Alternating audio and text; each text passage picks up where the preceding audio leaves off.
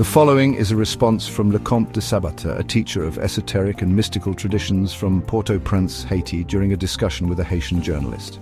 His work explores the hidden forces influencing thought, belief and governance in Haiti. In analyzing the country's crisis, he argues that true change goes beyond political reforms. It requires addressing collective consciousness, egregores and unseen influences that shape leadership and society. What follows is Comte de Sabatha's perspective, an exploration of the deeper forces driving Haiti's destiny. You're touching on a point that is more about political responsibility, and that's an important aspect. All angles are worth discussing. When we try to solve a problem by looking at the results, it reminds me of a school of thought behaviorism. This approach studies human beings based on their observable behaviors and attitudes. It analyzes individuals from this perspective. However, another group of thinkers proposes a different approach. According to the mentalists, studying people only through their behaviors is not enough, because behaviors are merely the outcome of a set of internal processes. For them, the issue is much deeper than that. In fact, it goes beyond the behaviors of Haitian politicians, the way they speak, the way they govern. Mentalists go further and ask, what about mental states? In other words, what about the thoughts, beliefs and desires that influence a person's actions? Thus, it is not enough to simply wait for a good leader in Haiti. We must ask, what forces influence their thinking? What beliefs guide them? What are their deepest desires? Only by understanding these elements can we truly grasp a leader's motivations and decisions. Mentalism remains within the dimension of thought, belief and desire. Mystics go even further. They ask, what mobilizes and influences thought? What shapes belief? What makes our leaders think the way they do? What makes them indifferent to the mass exodus of young intellectuals fleeing the country, ending up in hardship in a small foreign nation? Why do they not consider creating a true rule of law? If we analyze Haiti's situation solely from a behaviorist perspective, we might overlook the core issue.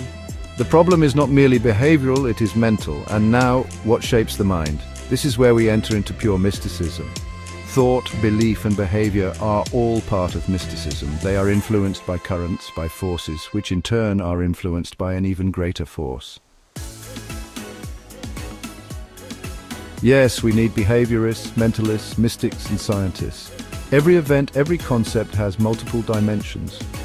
If we simply say we are going to train citizens to love their country, that might never happen, because real change requires addressing the root causes for sustainable progress. Imagine a polluted water source in Pétionville flowing downstream to Delmas. If you go to Delmas 40 and purify the water only at that level, what will happen? Only those from Delmas 40 down to Lower Delmas will have access to clean water. But from Pétionville to Delmas 40, the water will remain polluted. For a lasting solution, the water must be purified at its source. This is where the magic happens. This is where we find the forces that influence our presidents, our ministers, our politicians. Haiti's situation will never change unless the root causes are addressed. Yes, it is important to analyze and regulate citizens' behaviors, their perceptions, and their ways of solving problems. But we won't get good Haitian leaders simply by observing how they behave. Instead, we must investigate what forces influence their mentality. The concept of egregore will make more sense as we go further. In a scientific dimension, it is referred to as the collective mind. How do we influence the collective mind? To have good leaders governing the country, we must work at the foundation, at the egregore level, the collective mentality. When this foundational work is done, the police will be strengthened, proper laws will be established, law enforcement will uphold them, and everything will function as a whole. Haiti's transformation cannot be the task of a single social class. Politicians alone cannot solve Haiti's problems. Haitian mystics, scientists, and the state itself must mobilize. As long as exclusion exists, we will not get far. Let me say one more thing about other countries. When you watch the news, television reports, and social media discussions about how certain nations emerge from national crises, you only hear what they choose to reveal. You don't know what is left unsaid about how they truly navigated those crises. That's where the complexity lies. How did the USA break free from England? How did some small African countries break free from France? People will say it was due to the army, courageous leaders, and so on. That is what we see on TV and social media. But is that really all there was? Every country has its own strategy for controlling the information it shares about itself. Some classified information will never be disclosed.